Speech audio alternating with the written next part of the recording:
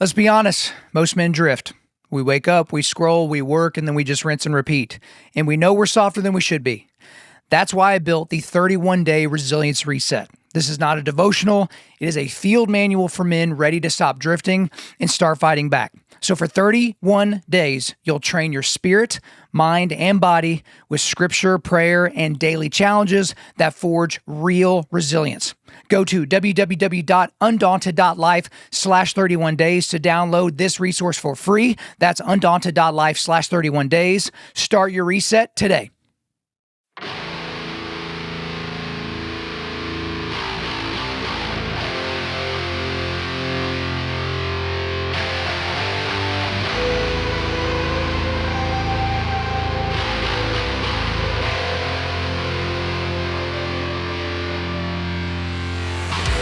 This is Undaunted Life, a man's podcast. I'm your host, Kyle Thompson. Let's get into it. All right, guys, we got a special guest on the podcast today. His name is Bailey Chase. He is a professional actor and has been an actor for a very, very long time. You'll probably recognize him from his role in Longmire, but also he's been in Saving Grace and Damages and Buffy the Vampire Slayer back in the day. And then he's on the new Angel series called Homestead. So last year I talked with Neil McDonough and Ben Smallbone. So they're both involved with that project. And so we've had a lot of Angel people on this podcast before, and that's an awesome new show that they have. So you guys are experiencing season 1, or if you haven't gone there yet, you've got the movie there at the beginning and then the rest of season 1. But as of the filming of this podcast, it was the day after the Super Bowl and the day he was flying out to Utah to start a 3-month shoot for season 2 of the show. And so I really enjoyed talking to him. He and I hit it off air. You know, he's a 2-stripe white belt in jiu-jitsu, so he's got, the blue belt blues in his very, very near future. But for him, this is a guy, he grew up without his father. And, we talk a lot about that right at the beginning. It even got a little bit emotional there at the beginning about, hey, you were always drawn to acting as a boy. How does that attach to, you not having your father? Because if you know anyone, or if you were a guy who never had your father around, in a lot of ways, you're acting. You're acting like things are okay. You're acting like this is normal and feels fine. Oh, it's just fine having a single mom, and that's the only real person in your life of any value. It was tough for him, and it's tough for a lot of you guys out there. So we talk about that. And then he eventually goes on to play football at Duke on a scholarship. And then, we talk about his transition to Hollywood, getting into acting. How do you even break into acting? What is kind of the trick to doing all of that? But then eventually he kind of had this, around the COVID time, it's like he had kind of seen that LA and Hollywood and the Hollywood Hills kind of got on him a little bit, right?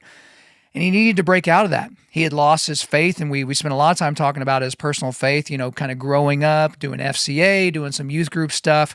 But then now that he's moved back to the East Coast, in a more of family environment, going to church. And as he talks about it, he rediscovered his faith, and, it's kind of put his faith and his direct discipleship under Jesus. And how does that work as an actor? Because you're lying for a living.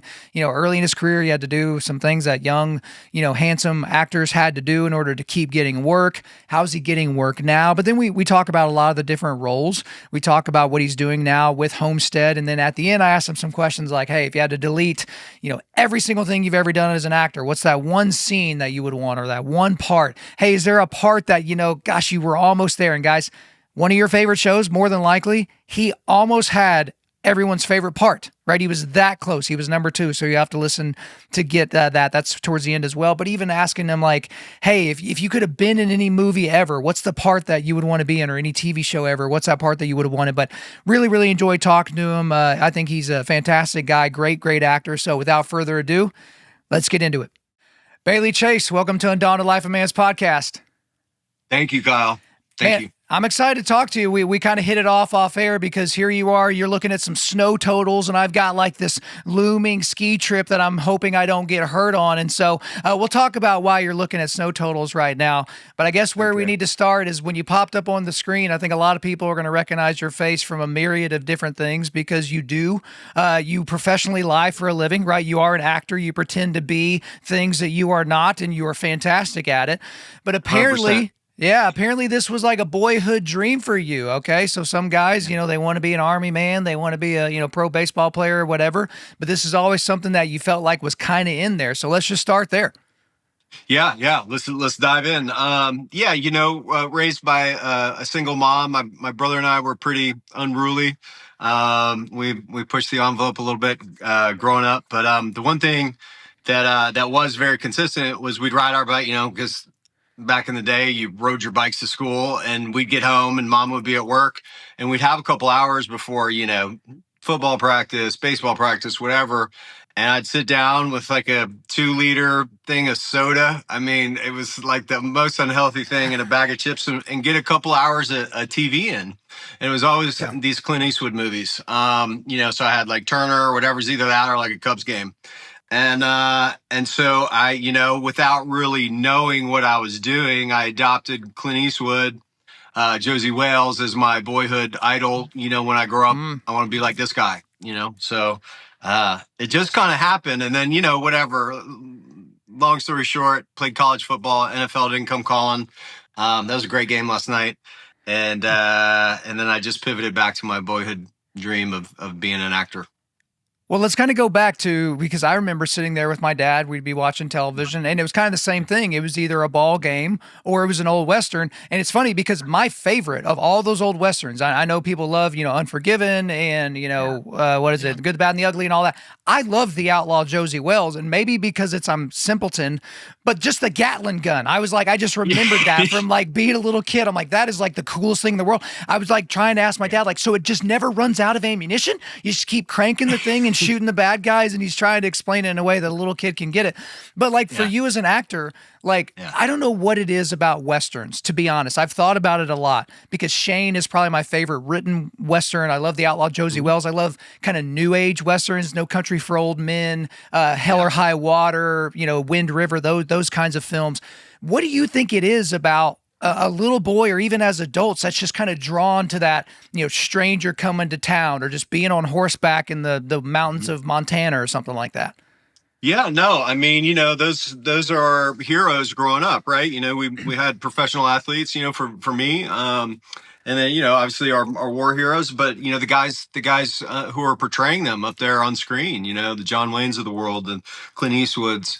And yeah, so it sounds like you had a different, experience growing up, with your dad being around, but I just, like, we're all innately good, and I wanted, I felt, I don't know, kind of rejected, dad left or whatever. So you're compensating, you're trying to fill that hole. And it's like, I'm going to go out and do good in the world. I'm going to be like this guy. And whether, Clint Eastwood wasn't your traditional, John Wayne was kind of, right before our time. So it was like, we're more Clint Eastwood guys. And it's like, if you gotta get a little dirty, as long as you're doing the right thing, that's okay. And that's how I've lived my life. And I gravitate towards those kind of characters now. And I get to do that, with Jeff Erickson on Homestead. And we don't have the Gatlins, but we got the belt feds. So those are, that's a fun day on set.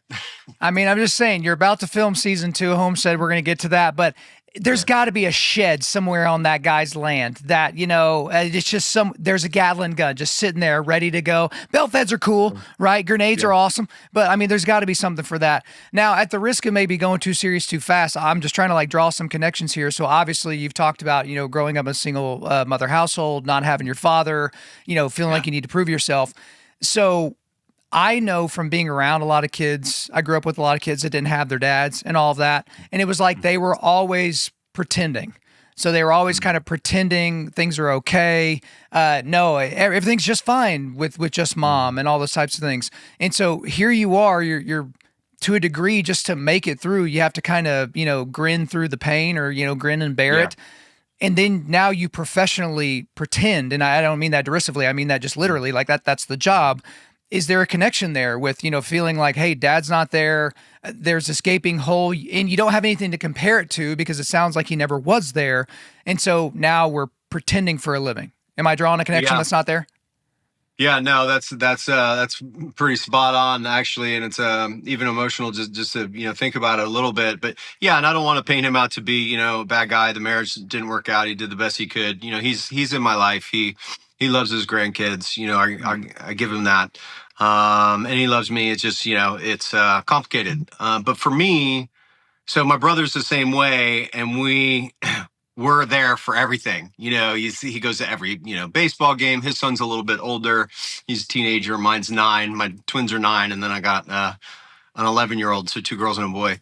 And, I'm that dad who tries to make every game, every practice, school, pickup, drop-offs. And I started packing for Utah because it's, I'm going to be out there about 3 months. So this is a long, they're coming right in the middle, but this is the longest that I'll have been away from them. And let's just say it's been an emotional, 24 hours, and I'm still not on the plane yet, which is later today. But you just want to be there, and my kids understand. Dad's going to work, and this is what he does. But normally, it's a few weeks, not a few months, and so. It's interesting. I can see so I just got out of sauna, so I'm bright red. We're going to go on a tangent here. And I was scrolling through some reels, and, the AI's got me figured out pretty well. Yeah. And Kobe Bryant came up, and he's talking to Stephen A. Smith, God is great. God is great. And he repeats it, and he triples down, says it 4 times. And then, he's like, and Stephen A's, kind of prodding him the way that, he does to people. And he's like, when he carries the cross for you, that you can't carry yourself. And so that's what I'm praying for when I leave today for 3 months, that he helps me carry this cross. I'm sorry. No, that's interesting day that we get to meet, Kyle. Hey, you and I are on the same page. I'm typically like, I'm a firebrand, but I'm not emotional about everything. But you get me talking about my kids, or you get me talking really about anyone's kids. Like, I've got some really good friends, and I look at, because I have 2 boys and they've got daughters, and I've just, that dark place in my brain where I'm like, man, if I ever see a wolf coming after one of those girls, I will peel that person's skin off and wear it around the neighborhood. You know what I mean? Like, it's just that feeling you get, that protective mechanism. And so for you, when you do have to be gone as a virtue, because we're the same, like, I want to be like, I will inconvenience the planet to make my son's 5-year-old basketball practice, where there's not a whole lot of basketball happening. It's more breakdancing and ninja kicks, but basketball happens every now and then. Like, I will do that because I want to set that precedent, because that was the precedent my father set for me. But when you leave, do you feel like in a way, you're abandoning your kids and making them feel what you felt when you were a kid? Is that where the emotion comes from? Yeah. And that's exactly what it is. And, not being able to be there, you only get so many games and practices, and even, and it is so fun at that age. Yeah. It's just that, that little mob that follows the ball around. There's no spacing and they're very low scoring games at this point. But then next year he's 10, and then he's 12, and then he's a teenager, and then he's got a phone and a car, and then it's kind of over, that chapter is over anyway. And I know it's going to be different because I'm already seeing that in my niece and nephew. That's exactly what it is. And I guess, that's a cross I feel like I can't carry on my own. So I'm just asking for help on this one. Well, Bailey, that's the delicate balance that all of us as providers and protectors have to do. Sometimes in order to protect and provide, you can't do that locally, right? And so if you look at tribal times, it's like, look, you had to go where the mammoth were, right? You had to go where the whitetail was, and then you had to kill them and drag them back. And that was the thing. Like, Dad had to leave in order to be there. Right? Like, it's a weird thing. Like, sometimes that's what has happened, which is obviously not licensed to men who are taking the extra trip, going to the extra conference and all that just because they resent their family. Maybe they don't like their wife. Maybe the kids are annoying. And then they just want to be gone because they want to provide. But at the same time, they're not providing emotionally while they're sitting there trying to, stack up as many Benjamins as possible. But to kind of get back to just even your career in general with acting, I'm just curious because there's the outside perception of someone that's never lived in Hollywood and has watched a lot of television or movies about like, okay, this is what the career is, and this is how easy or hard it is to break in. But then you hear these hard luck stories about, the kid from Nowheresville, Iowa that moves out to LA and they're going to get that job as a bartender because hopefully a producer walks in and notices that they've got blue eyes and a square jaw and they would be perfect for the next whatever film that's going on out in that area. But just kind of give us a peek behind the curtain a little bit. How difficult is it to really get started and then also to not just flame out and burn out super quick, but to actually make it a career? Yeah, it's a great question. Happy, to share my journey, which I don't think was all that unique, but yeah, I went out there with $1 a dream, graduated from Duke. I was able to play football there, kind of, the NFL was never really in my future, but, you always think you got a shot. Like, it's like until they tell you, Bailey, it's over. But about halfway through college, I started to think about that boyhood dream. And so I was ready. I got offered to, stay a fifth year and get a, graduate degree, but I knew what I wanted to do. So I graduated in 4 years, went out there and got a job waiting tables. And I was a psychology major in school because, again, it goes back to being that detective and trying to, figure stuff out. And that was interesting to me. History was like, oh yeah, okay, that's, but psychology is like, oh, I can actually get some answers here. I can actually, go figure this thing out. And then acting was the total opposite of playing college football, where you're, strapping on all the pads and the helmets and, getting, as big and strong as you can. And then you got to go out there and just surrender and open up and be like, here I am, and start to deal with a lot of, rejection for people who are, high accomplishing, athletes and, our soldiers and things like that who go out and do. Now, all of a sudden, like, you got to go 180 degrees. And so that was like a really cool challenge for me. It was the ultimate challenge to go out there and surrender. And, I mean, I don't think there's any really like magic formula. You just keep putting the work in, and, fortunately I had strong work ethic and I'm very stubborn, and I just kind of kept going, yeah. So for you, what is the work? Because the bartender, the waiting tables and all that, but what is the work that you're needing to put in to do that? Because I don't want to do the whole, hey, if my son wants to be an actor, what should he do? Because it's a different path for everybody, right? That everybody doesn't come through from, delivering sweet tea and a burger to a table. But what is the work? Yeah. The work of becoming an actor, is that, yeah? Is that? Yeah, ultimately the work of becoming an actor that gets, paid for their trouble. I've always been a truth seeker. I even wrote a book about it a while ago, right after becoming a dad, and, my heart was wide open and obviously, emotional guy. And, I just, I'm a truth seeker, and I can't say that for everyone, but I feel like there are certain actors out there in the world, like a Tom Hardy, big fan of DiCaprio, Denzel. Like, these are guys who are no nonsense. They show up, they do the work, and it's very authentic. So I've got this thing called AVAR. I got it from Jeff Kirkham, if you know who that is, but retired special forces, amazing dude, very accomplished. And now he runs these retreats for people, veterans, but also people who are just struggling in life, depression, anxiety, things like that. AVAR's accountable, vulnerable, authentic, and reciprocal. And so if you have those four things, whether you're in a battlefield, you're in an acting scene with Denzel and you're, scared out of your mind, or if you're just, having a nice parenting moment with your young kid, if you have those four things and you have that with the other person, I don't think you can lose. LA can be tricky. I think I lost sight of that for a while. And I know, we'll get here eventually in the conversation. But ultimately, there's one more component and then if you add faith to that, I think that's pretty good formula for success. Well, I'm going to get to the faith here in a second, but you did bring up something else that I was thinking of, because you brought up, a lot of my favorite actors. So, but I'm curious, when you watch a film or a show, there are times, and I don't know how to explain it. You're probably going to be better at explaining it than I do. You just don't believe them.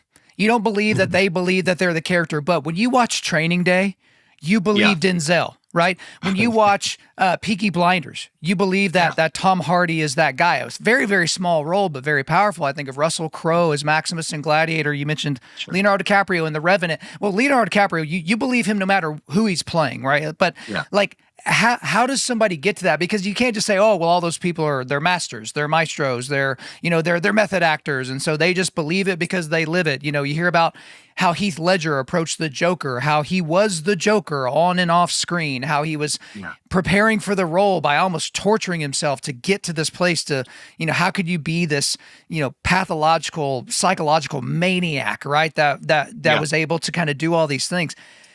How does someone that wants to do this for a living even tap into that? Or is that just where, hey, script meets actor meets special moment and boom, it happens? Yeah, I think there's something to that. But for, the other guys that we're describing, because they're able to repeat it over and over in different, genres and characters. So they're not one and done.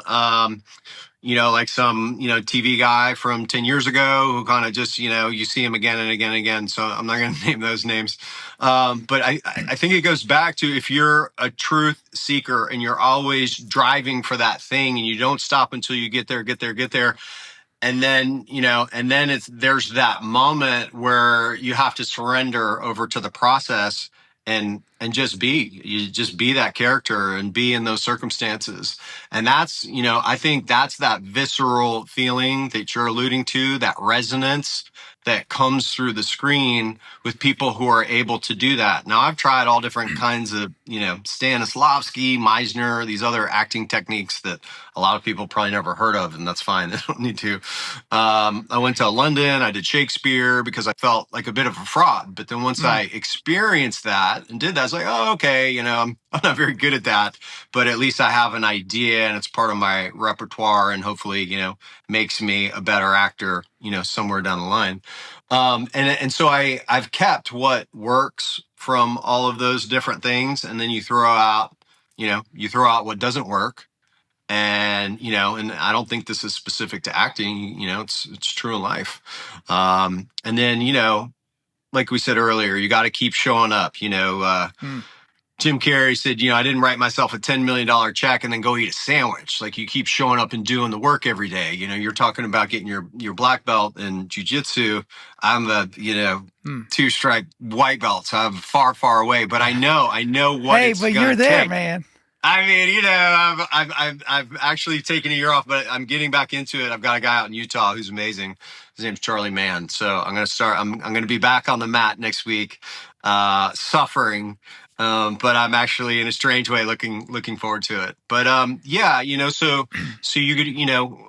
you suffer in jiu-jitsu, you suffer in life, you suffer, in any work, any endeavor that matters, and acting is certainly, it applies. Well, I mean, if y'all need an extra that looks like a bearded, angry ginger that could also roll around a little bit or whatever, like, hey, we have planes that fly from Oklahoma to Utah. We could figure that one out. But actually, I need to have like a little quick aside before we get to the face stuff, because I need you to settle a bet. Or it's not even a bet. It's a debate. There is a long-running debate that I have with, there's a coaching program I have called Dominion, and the alumni program's called Watchmen. And so I mentioned Maximus, Russell Crowe Gladiator earlier, but there's a running gun battle happening right now that you are going to settle once and for all, and it's, what is the better movie, Gladiator or Braveheart? And before you pick, I'm not even going to give you a pitch because you probably can guess which one's mine because of who I mentioned and all the different things. But I believe that Mel Gibson believed he was William Wallace. That's why Braveheart is a classic. But this debate is causing me to not like one of the movies because I'm so fervently defending the other one. But I want to get your pick and your defense, not just the pick, but the defense of which is the superior movie. No, you cannot say it's a tie. Which one's the better movie? Gladiator. I'm a Gladiator guy. Strength and honor. They nailed it. No disrespect to Braveheart. It is way up there. I love my freedom too. And I saw it again not too long ago. And she dies pretty early on. She has such a powerful role and effect on the whole story. And that's what made him, who he became. But yeah, I wanted to see more of her too. Anyway, yeah. Okay, well, I certainly appreciate that you basically said I'm right and you have validated my entire existence up to this point. All 39 years have culminated in this moment. But I will say this, look, Braveheart, it's a top 10 movie. I can hear an argument that it's on the Mount Rushmore of films, but there can only be one number one, baby. Give me Gladiator all day long. But we do need to go ahead and get into your faith element because that's one thing that you don't hear a lot about working actors in Hollywood because there's at least this perception, if not a reality, that if you are a capital C conservative politically, and if you're an actual Christian, not like a Christian that's like, oh, I believe in God and, God's my homeboy and, Jesus is cool too, when he's, being cool and wispy haired and soft featured and, not like getting angry and flipping over tables. We don't like that Jesus. But it seems like there's not a whole lot of guys that have a personal faith doing this job. And if they are doing this job and do have a personal faith, they're kind of pushed out to the outskirts where they're doing maybe pure flicks type films that, they're fun for the whole family, but maybe not great when you rewatch them or something like that. Not throwing too much shade, but just trying to describe reality here. But for you, let's even go back to where your faith journey began. Yeah. Okay, great. I had a lot of questions for God when I was young, and some anger about how my life had played out up until that point. I got in a lot of fights as a kid. Had some problems that way. Got shipped off to a boarding school. Definitely one of the best things that ever happened to me. My roommate at the time at this boarding school was Chipper Jones, who, pretty good baseball player. Let's go. But yeah, go Braves.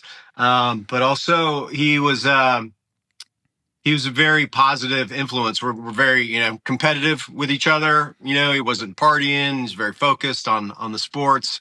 And we got into FCA together. And I didn't know that it was all going to come full circle eventually because, I lost the path for a while, but that was very important because I wasn't really raised religious. I did go to a youth group, for a couple years growing up at a Episcopalian church. So sort of raised Protestant that way. I was really introduced to the Bible for the first time in high school in FCA. And then we would always, pray before games, and, high school football was a big deal down there. And then, all the way through Duke, football, more praying, more just being in that structured environment, which was more contained and healthy. But once I got out to LA, it was this whole new world, and, doing yoga and reading Deepak Chopra. I was like, oh, that's interesting. What is, Buddhism? What is all this spirituality? Everybody, it's all love. And so, I was out there for 20 years. I just lost touch with my faith and God. And I wouldn't say I was in a bad place. I met my wife and got married, became a dad. But it wasn't really 4 years ago. We moved back to the mountains of North Carolina, COVID, all that stuff. No school, no sports, no life out there with our young kids who were bouncing off the walls. And then the final straw was they were talking about the kids coming back to school, but they were mandating the vaccine. And at that time, they're 4 and 6 years old. I got two young girls, and we don't need to go down that rabbit hole, or we can. But I was like, no, I just don't know enough. And I got one job right now, and it's to take care of these, little nuggets. That's the most important job I have right now. And we weren't planning on it, but we came to visit my in-laws, outside of Asheville, and we ended up staying, and we bought a house, and we've been here 4 years. And long story short, that I started going to church with my cousin, who took me about a year to say yes. And my wife doesn't, join us all the time, but my daughters love the youth group, and my son, he'll get there. But yeah, again, I feel like everything's come full circle. And had I not had, FCA way back when in high school, and I went to an FCA event here at our local high school across the street. And that was really touching for me to see, these kids, these teenagers embracing God and praying and, singing, and really great. And also, watching the Super Bowl last night and seeing all these guys from Seattle, give thanks to God. It's a beautiful thing to see. Hey guys, real quick. You've probably heard the phrase, ignorance is bliss, right? Well, some of you are ignorant about where the beef that you buy at the grocery store comes from and what it took to get to you. So that single package of grocery store ground beef can contain meat from over 100 different cows, sometimes from multiple countries. And if one of those cows was sick or mishandled in some way, it's mixed right into your dinner. So most people don't realize that some ground beef at the store isn't just beef either. It's scraps and trimmings chemically treated with ammonia to kill bacteria and then blended in to bulk up the weight of what you're buying. It's legal, it's cheap, and it's on the plates of Americans all over the country, usually without the customer ever knowing. So even if you buy what you think is a nice roast or steak, it's been passed from feedlot to processor to packaging plant, handled by people who will never eat it, and raised by farmers who will never see the end product. And in that journey, the cattle were likely fattened on hormone-packed feed, pumped full of antibiotics just to survive cramped feedlot conditions, and processed alongside meat from hundreds of other animals. And by the time it hits your grill, you don't know whose cow it was, what it was fed, or what's actually in it. I don't want you or your family eating low quality, jacked up beef. That's why I want you to use the official beef delivery partner of Undaunted.Life, Primal Beef. So Primal Beef is a cattle operation owned and operated by Sean Glass. He's a retired Navy SEAL that partnered with Jocko Willink to launch Primal Beef. So what makes Primal Beef different from other beef delivery companies? It's a combo of the following. All American Black Angus cattle. And the beef comes from one farm, and that's in Virginia's Shenandoah Valley. The beef is all natural, no hormones ever, no mRNA ever. And after slaughter, the entire carcass is dry aged, then hand cut by artisan butchers, and then flash frozen to ensure that it maintains tenderness, marbling, and flavor. And here's another cool thing. For every box sold, Primal Beef donates meat directly to a member of America's Special Operations Forces through the C4 Foundation. So you can take pride in knowing that your purchase will help put literal food on the table for America's finest warriors. If you're still on the fence, it's probably because you've been eating too much soy, drying your emo tears with your bangs, and you've forgotten what real food tastes like. Primal Beef can help with that. Try Primal Beef out today by going to primalbeef.com. That's primalbeef.com. Use the promo code Kyle to get $25 off your first order. Again, that's primalbeef.com. Promo code Kyle to get $25 off your first order. Well, Bailey, I'm curious because I try not to put too much stock in a location, right? And so when people are like, oh, I experience God when I'm at this exact boulder on this exact mountaintop and blah, blah, blah, because I feel like God is everywhere at all times, like for all of time, because he lives outside of time. And like, it's kind of a weird thing, but you can't deny when people go from, wherever they went to a city like LA, which in a lot of ways is a godless city, that it has an impact on them, right? You start hearing people say things like, well, I'm not religious, I'm spiritual. It's like, well, demons are spirits too. Can you be more specific? But nobody out there is asking that question, right?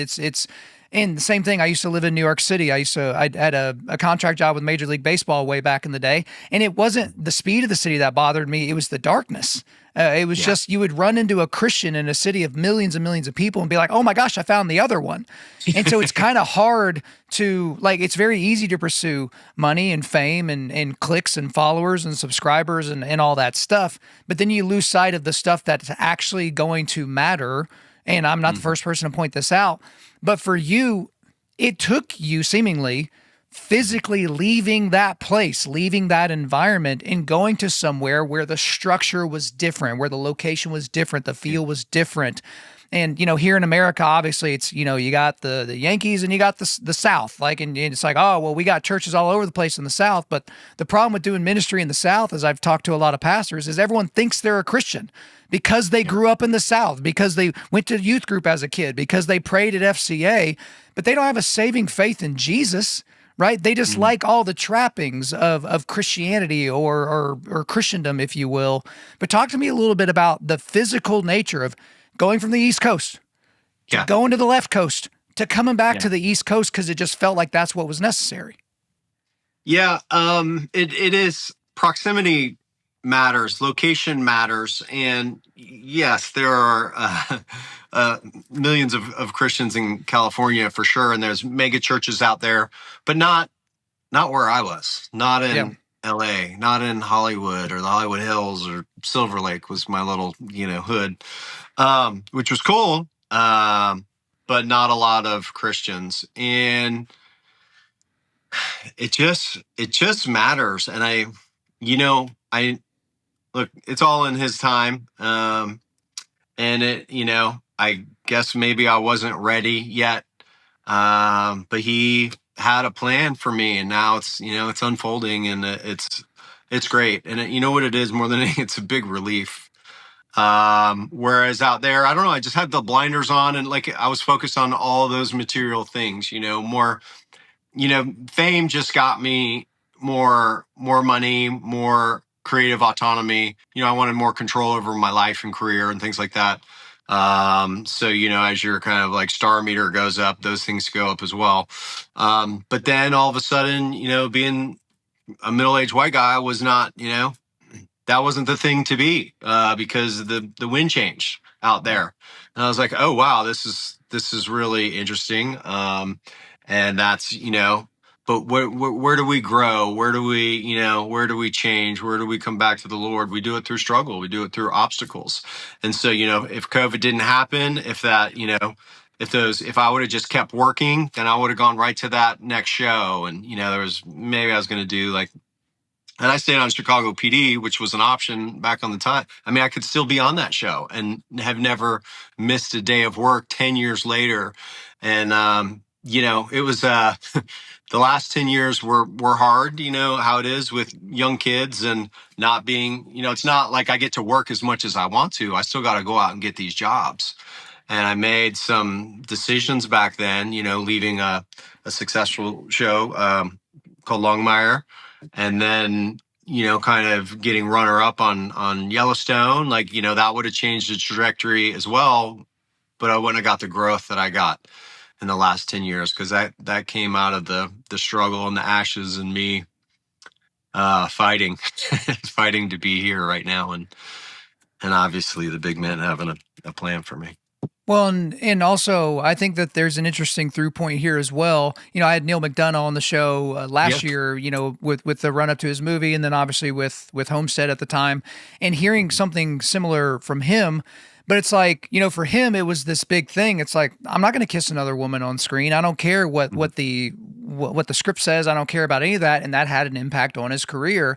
But I'm just curious for you, as I was thinking through what I was going to ask you for the interview, is sometimes you have this personal belief or faith system or morality or whatever, but then the script calls for you to do things that are outside of that. And that's going to be different for every person because, we all have different limits or different things that we're called to.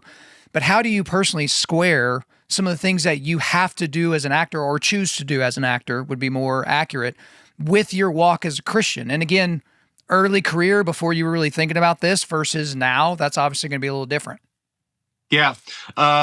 It's a great question, and happy to share it. And what I found, my role on Homestead, I'm one of the more seasoned actors on the show, and the younger cast, comes to me, and I enjoy being in this position, and I'm happy to help them. But giving them sound advice and telling them to focus on the important stuff and doing the work, and not not the silliness that's over here, and that stuff doesn't matter, or trying to navigate, getting an agent or a better agent or things like that, or because there's a lot of shady folks out there in Hollywood. And so, I just give them the best advice that I can. But yeah, Neil McDonough is awesome. I've known him for a long time. He got married, younger than I did. But yeah, early in my career, yeah, I was just trying to fit in. I wanted people to like me. I wanted to be good. And so that's and did some, roles that,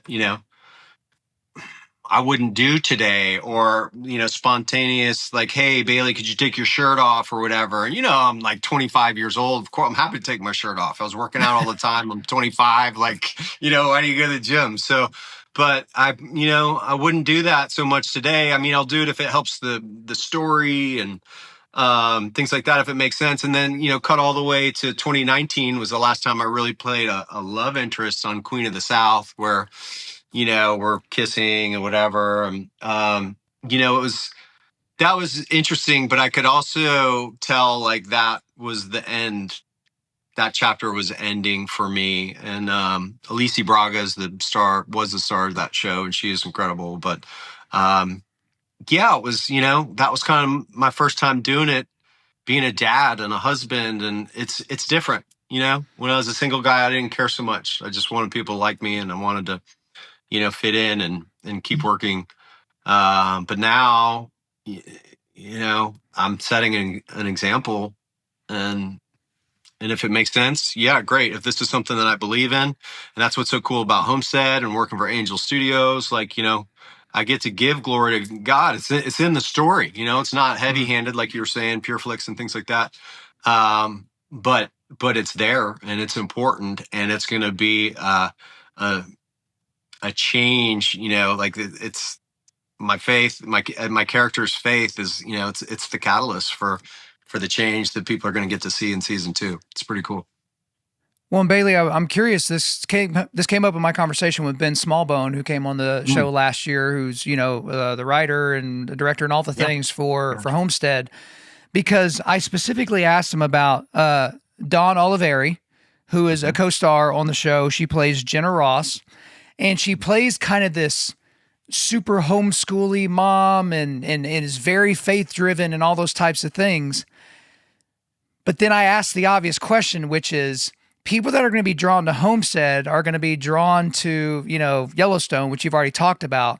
Well, she's an actress on that show as well and had a recurring role. And let's just say she was, fairly different than the character she is in Homestead. She had a whole lot more Jezebel in her spirit doing that. And I asked Ben about that, and because I guess he basically said, look, Dawn is maybe not a Christian, but she's on set with all these true fervent believers in Christ and people that aren't just proclaiming it, but they're actually living it and all that. And, that gets on people, right? Just like negativity and darkness gets all over people, so does the light, right? Because that's what light is. It pushes back the darkness, which is the whole point, right? And so I'm just curious what you see in other actors or actresses that are kind of put in these things where we kind of forget that these are real people that are playing a thing, because I think people saw her as, you are that person I saw in Yellowstone, but then you see them on Homestead and you're like, wait a minute, that hussy, did she change everything? What about all those other things I've seen? Is that kind of making sense that there's a dissonance there?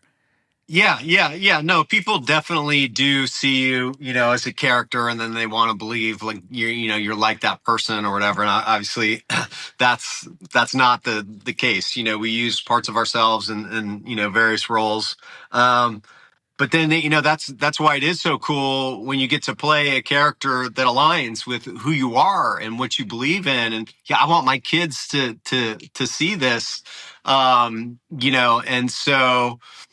Yeah, for Dawn specifically, obviously the Yellowstone stuff was way more racy. And I don't advocate for my kids to watch Yellowstone yet. They can do it when they get older, but it's that kind of stuff. I wouldn't have them go watch Queen of the South, because I don't really want them to see that. But if they want to watch Longmire, that's more of like a PG-13 kind of show. And you can go right into that. And, yeah, it's, people die. A lot of people died in Wyoming on that show, for a state that doesn't have a very big population. But yeah, they were like, man, a lot of people die in this small town. It was like, yeah, well. But yeah, I hear you. I hear you on that. And, for the most part, the audience is pretty understanding, but I definitely make a conscious effort, and I pass on more things today because it's just not, the roles aren't, I'm like, I don't want to do that anymore. When it seems like you have some guiding light in terms of that with scripture, even if you go to your Facebook profile, you have Isaiah 6:8 right there in your profile. So it's, and I heard the voice of the Lord saying, "Whom shall I send, and whom will go for us? Then I said, Here am I, send me." So I've seen that scripture on a lot of different things. I've seen that on, your FCA posters or your high school football locker room posters, things like that. Then you have people that, look at the military, obviously playing Jeff Erickson, retired SF Green Beret. Have a lot of people that look at that, like Isaiah 6:8 is that life verse, like, hey, send me to push back the darkness so that the sheep can be protected. Like that's how the conclusions that I would draw. But I'm just curious for you, why is that verse so important?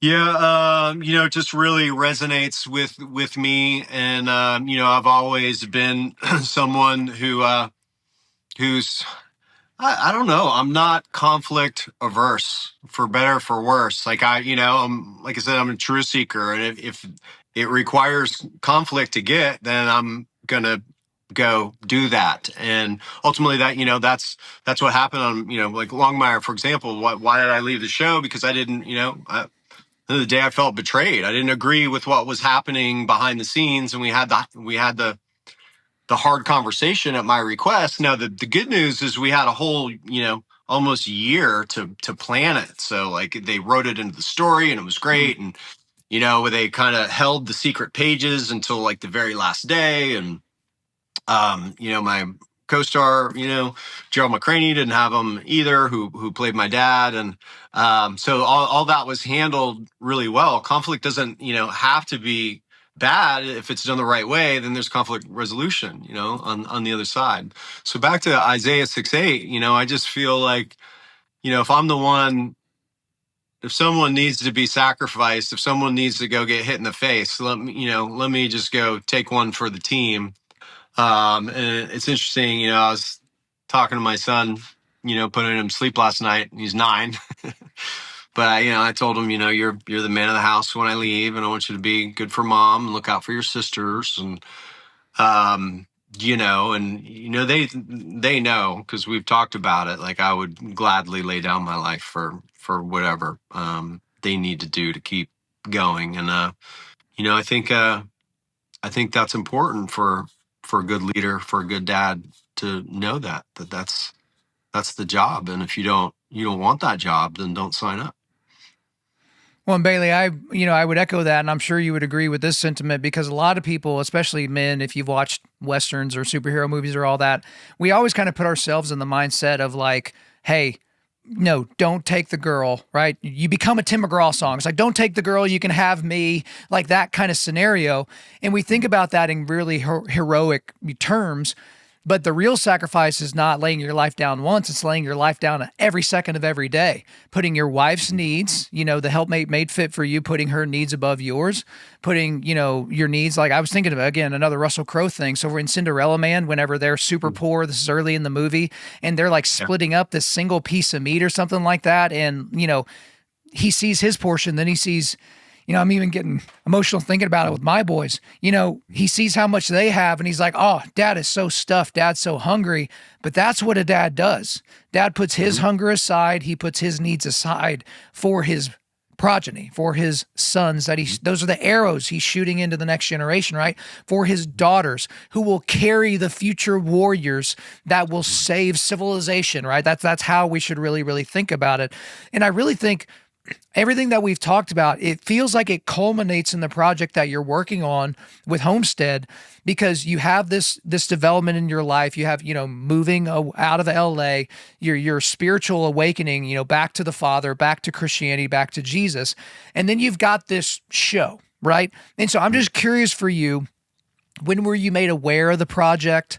How did you get involved? Again, Angel Studios was just kind of like the chosen thing for a while, and then it's expanded out considerably to where people almost forget that, Angel basically got its upshot from the chosen. How did you get involved with it, and describe the project for the audience if they haven't seen it? Yeah, absolutely. So, it's about 2 years ago. I was on a family vacation with my in-laws. It was their 50th wedding anniversary. There were like 12 of us crammed into a beach house down in South Carolina, and I got the call, and they wanted me to audition like that day, the next day. And I was like, no, I can't. And this is all going through the agents in LA and all all over the place. And it's like, look, I'm so, well, send me the script and blah, blah, blah. And so I was able to carve out a little bit of time to go read it. Be like, yeah, I like it. This is interesting. But I literally, I couldn't audition because I was in a house with 12 people, half of them under the age of 10. Like, it was loud. And then, about 3 days of that, Neil McDonough was already attached. He reached out to me on the side. I explained the situation to him. He's like, dude, I'm on it. I got it. No, go enjoy your family. And then 2 days of nothing. And I was like, oh, and I finished the script in this time. And I'm like, oh man, I was dang it, kind of excited about it. And there was a Hollywood strike going on. So there was no work. And I was still questioning at the time, am I going to be able to make this North Carolina? Am I going to have to be a high school football coach? Which is fine. But I'm going to have to make some adjustments, on our expenses.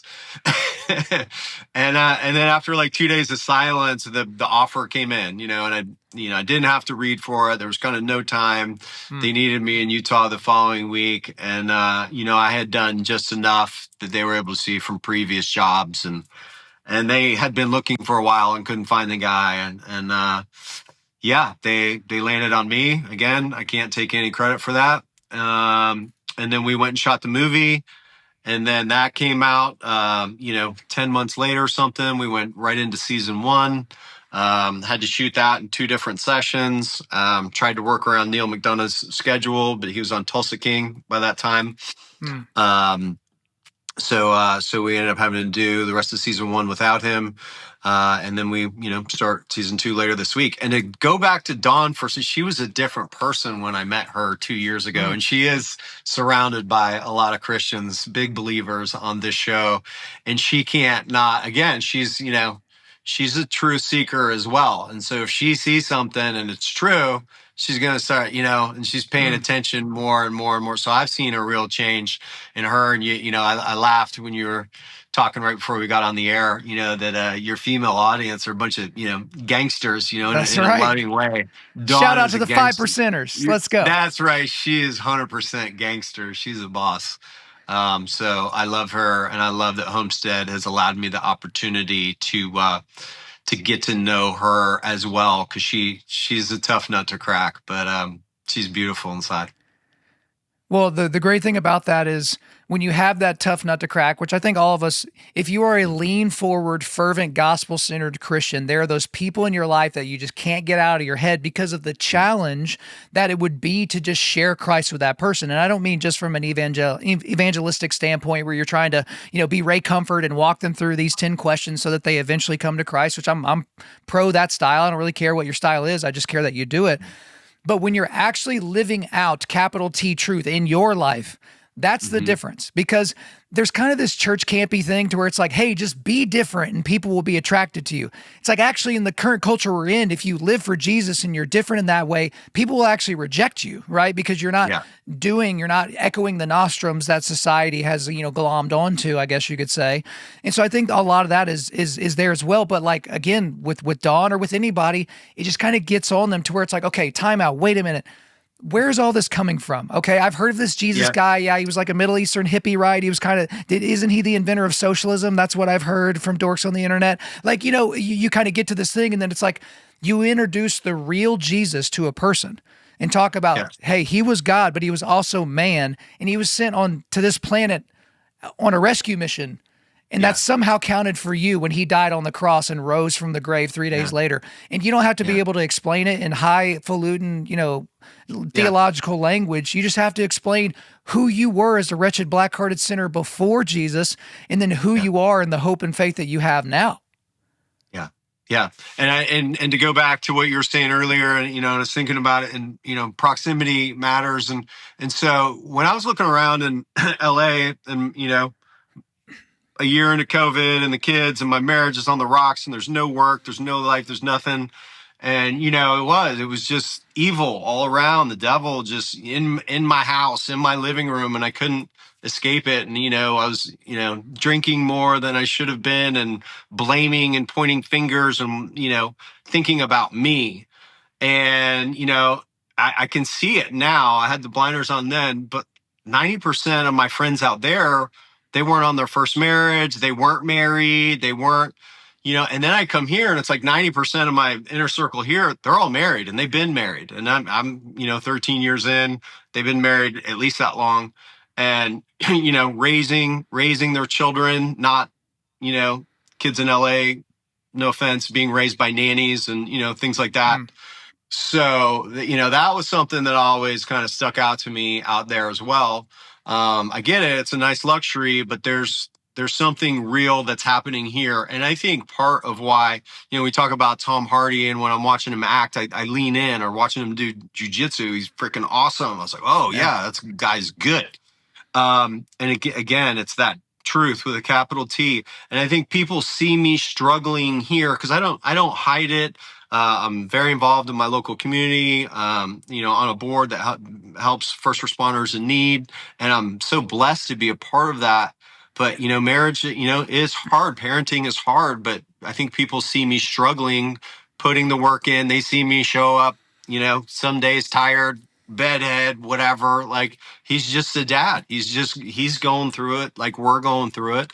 And he just happens to be an actor, not a coach or a banker or a cop or, just, I don't know. Like, I've been told, over the years, like you're not like an actor. And I think it's a compliment. It's just the profession that I happen to choose. Yeah. I've even, I'll leave them nameless, but I've talked to some actors before, and I know some people that are, have talked to actresses, and it's almost like you're talking to somebody. It's like you're talking to a still frame of a human being. Like, there's nothing behind their eyes. There's something in there, but it's like, hey, are you are you a real person? Like, what's going on? What's going on back there? I've done that in scenes where it's like, I start like touching them, put my hands on them to see. Yeah. It's like, hey, this is real. Yeah, it's like, hey, you can be like a normal person. Like, you don't have to be this like weird robot. Maybe they are robots. Maybe the aliens are already here. But I do want to talk about your character a little bit more in Homestead, going into season 2. You have Jeff Erickson. The thing about Jeff, retired Green Beret, right? No such thing as a former Green Beret. He's a retired Green Beret. I mean, he went through the Q course, right? He had to get through different, ODAs and workups and deployments and all the things. He's a serious guy. Not a whole lot of smiling from you in this character. It's all very, very stoic. It's all very, very serious, very, very to the point. And so it seems like you got a little bit of that natural stoic in you, right? Maybe it comes from childhood, dad not being there. In football, if you're sitting there crying on the field all the time, that's probably not going to be a great look, especially if you're trying to get the play into the rest of the defense, whatever the thing is, right? So you got to have some of that stoicism, that natural toughness. You've done the Westerns, you've done things like that. But this is just kind of an extension of that kind of character. So I'm even just curious for you, how do you prepare or train for a role like that? Because you got a lot of, former SF guys, you got a lot of, former Spec Ops guys that are watching a show like this, and they will nitpick your kit. They will nitpick how you're holding your M4. They will nitpick how your feet are moving, where your eyes are going. And that's got to be a lot of pressure, right? Yeah, it is. And they do. And they already have. And we've had some issues with my kit. And I went back and I redid it with Jeff. So it got better. But the reality is, we're not Netflix. We're not Warner Brothers. We don't have, Taylor Sheridan money.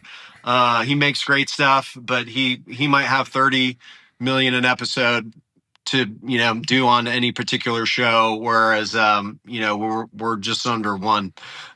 So we just have less bodies, less time, and less cool stuff like explosions and guns, and it's a treat for me to have a belt fed. I've had like two days in 2 seasons where I get to actually like do something that cool, where they do it every week. So yeah, it's a challenge, but we're really tight as a group. We shoot everything natural light. Jeff is very high strung and stressed out, and I know where the story's going. And even in season 1, you saw some, kind of chinks in the armor, but that's me just trying to, Avar, what's part of that, to be vulnerable, and to be vulnerable is to be human, and some things happen in my family, so I thought, that was an authentic moment to let that seep out a little bit there. And then he's really struggling. Do I go back to the homestead, or do I play it safe here? Is this what's best for my family? And then, I start looking more to God as Jeff. But yeah, and also, of course, when I get to play, a character like this, a real life guy, the stakes go way up for me. I put a lot of pressure on myself to get it right and do it right. And I've become good friends with Jeff Kirkham, and he has helped me and come to set on a couple of the important days just to make sure I get the tactical stuff right. And that was so, for those of you who have seen it, I don't get to leave the homestead for a while. Once everything goes offline, I'm stuck in the homestead for a while, but then I finally get out season 1 and I get to do some cool action stuff. Yeah, and then we're rolling into season 2. Without giving away any spoilers, what can fans of Homestead and fans of yours expect with season 2? Season 2 is pretty crazy. If you've read the Black Autumn books, then you have a pretty good idea of where we're going. The other co-author, Jason, he is a super prepper to the core. The homestead that's his private residence, and those are all of his weapons in the gun vault. They're actually there. They're not just they're not prop guns. They're all real. Pretty impressive stuff. And so going back to our original talk about the snow, this particular book called White Wasteland takes place in the snow, which is why we push back, as far as we can into the winter to try to get some snow out there in the mountains of Utah, and that's what we're doing. Yeah, it's pretty cool stuff. All right, very good. So you got a lot of cold days in your future. But before we let you get out of here, I've had a lot of fun, but I've got some rapid fire lightning round questions for you, and I intend to make you very uncomfortable. Are you ready? I'm ready. Okay. If you could have any part in any movie ever made in history, so when you look out at the landscape of all the movies and you could switch you in for one of those parts, which character would you be and in what movie? Bane. Bane comes to mind right now. That was pretty epic. Yeah. Now would this be the Christopher Nolan Bane, I'm assuming? Oh yeah. Tom Hardy. Okay. Where he's fighting Christian Bale. Yeah. That one. Mm-hmm. All right. Very good. Same question, but television show. You sub in for some character in some television show or series. Well, since I finished runner-up, I would have liked to have seen what I would have done with Rip. Cole's a friend. He's awesome. And it didn't bother me so much at the time when I didn't get it. But looking back on it, and I see him flying around in his private jets and his whiskey company and his coffee company. I was like, Rip would have been a good role. That would have been fun. Okay, so what's funny is whenever you said you finished runner-up for Yellowstone, I wasn't thinking Rip. I was thinking, who is it? The Casey? Okay, That's who I the was younger thinking. one. Well, thank you. Yeah, no, Yeah. yeah. No, I was up Okay. for Rip. Yeah. Okay, very interesting. All right, next one here. What's that acting performance that you'd like to have back? Right? So when you watch it back, you're just like, oh, because sometimes I'll listen back to a podcast or an interview. I'm like, have you ever used words before, Kyle? Because I'm not convinced because you said this in such a stupid way. What's that one thing in your catalog where you're just like, yeah, I missed it? I mean, anything early in my career, I was terrible. Half the time the shirt was coming off. Like who knows? There was I did a soap opera, but Las Vegas kind of comes to mind too. I could have been better. I could have. I could. Lots of young, pretty It's people bad. on that show. Yeah. Yeah, well, it is what it is. Well, hey, we'll make this the last question of the day. All right. I'm gonna make you pick your favorite child, but not your actual children. If you had to delete every bit of acting work that you've ever done, except for one performance, right? One character, right? So this could be in a television show, movie, anything like that.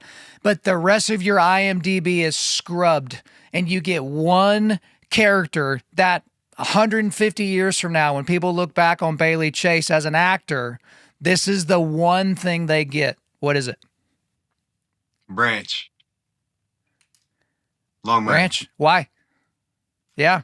Because I got That's to what do that's what I was every going to guess, by the way. Yeah. Yeah, because it was the first time where I got to lean into the flaws. So let's take everything pre-Longmire, and me being a single dude. It was all about having it together. And Branch in, season 1, episode 1 has it all together. But by the end, he's completely fallen apart. And as an actor, wow, what a cool thing and what a gift the writers gave me to let the audience see that transformation, to go from someone who seemingly has it all together to very spectacularly not for everyone to see. Oh, that was pretty cool. Okay. All right, well, I'm going to be like you. I'm going to lie because that wasn't my last question. You made me think of another one. So here is the actual last question of the day. Even harder. You have to delete every single scene from your entire career except for a single scene. And it doesn't matter if you filmed it in an hour or if you filmed it in a week. But if there's a scene that you feel like encapsulates you, your performance as an actor, who you are as a man, whatever way you want to take that, but the rest of it goes away for forever, what's that one scene from that one performance that you want to keep for all time? So this is a funny one, but it's on Longmire, and I'm there in the hallway with the sheriff and his daughter, who's my love interest at the time, has been in a bad accident, and he and I aren't getting along. I'm running against him in the election, and there you are. You've got these two alpha males just sitting there, brought together by this tragedy, and we don't even speak. But it's all in the unspoken, and you're just having two men who are adversaries being brought together by a higher calling, and nobody had to say anything. He and I just did the work before we got there, showed up, they filmed it, and it was really powerful. I get emotional even just thinking about it, and that was 10 years ago. All right. Well, there we go. Put you through a little bit of discomfort, but here we are. We're still smiling at the end of this thing. But hey, we've weaved in a bunch of different topics in and out. But that's all for me. Is there anything else you want to get off your chest? No, Kyle, it's been a real pleasure. And God, I feel it's a little early, but if it were later in the day, I'd go have a drink. But I'll just go have a coffee and think about this on my flight out to Utah. But a real pleasure. Thank you so much. You don't need a drink. You just need 100 burpees, and then you'll be good to go. Okay. I'll do that. All right. All right. Sounds good, man. Cool. All right, brother. Thank you. There you go, guys. Hope you enjoyed my time with Bailey. But before we let you go, we are going to do a quick resilience boost. At Undaunted.Life, our mission is equipping men to push back darkness with content that forges spiritual, mental, and physical resilience. So I've got a link to Bailey's Facebook page, and I've also got a link to the Angel Studios website where you can watch Homestead.